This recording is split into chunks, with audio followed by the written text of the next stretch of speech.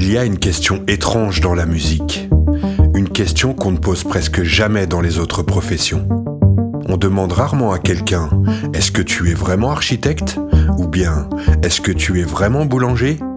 Mais dans la musique, la question revient souvent. « Tu es musicien ? Mais tu en vis ?» Comme si le fait d'être musicien dépendait uniquement de l'argent. Cette idée est profondément ancrée dans notre manière de penser la musique. On imagine souvent deux catégories, les musiciens professionnels et les amateurs, ceux qui vivent de leur musique et ceux qui en font seulement par passion. Mais cette frontière est en réalité beaucoup plus floue qu'on ne le croit. Prenons un exemple simple. Un compositeur qui écrit de la musique tous les jours, qui enregistre, qui publie, qui travaille son art, mais qui gagne sa vie avec un autre métier. Est-ce qu'il est musicien ? Beaucoup de gens répondront « Non, c'est un amateur ». Mais cette réponse pose un problème. Parce que l'histoire de la musique est remplie d'artistes qui n'ont pas toujours vécu de leur art. Et pourtant, personne ne doute aujourd'hui de leur statut de musicien. La réalité, c'est que la musique occupe une place particulière dans notre société. Ce n'est pas seulement un métier, c'est aussi une forme d'expression humaine fondamentale.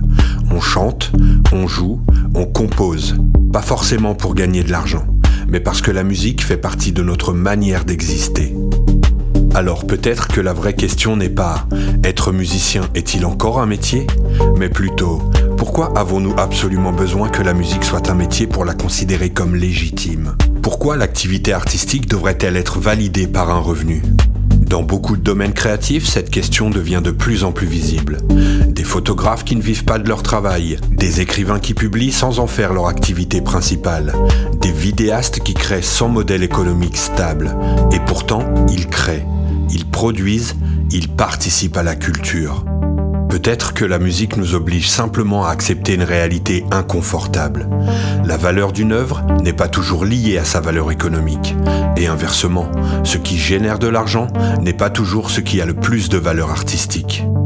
Alors, être musicien est-il encore un métier ? Pour certains, oui. Pour d'autres, ce sera toujours une passion. Mais peut-être que la musique n'a jamais été aussi intéressante que lorsqu'elle échappe à cette définition.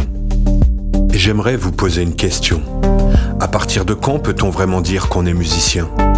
Est-ce une question d'argent, de temps consacré ou simplement de la relation à la musique ? Je serais curieux de lire vos réponses. On se retrouve très bientôt dans un nouvel épisode de Révolution.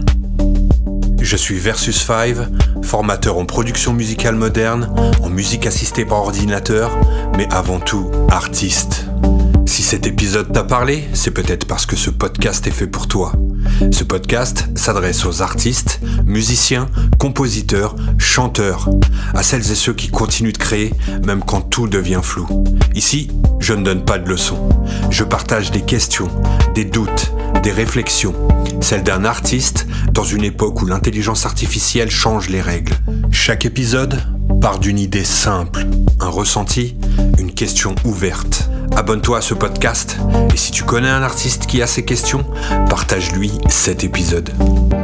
On se retrouve bientôt avec Subsonic Academy pour continuer à réfléchir ensemble à ce que signifie être artiste aujourd'hui.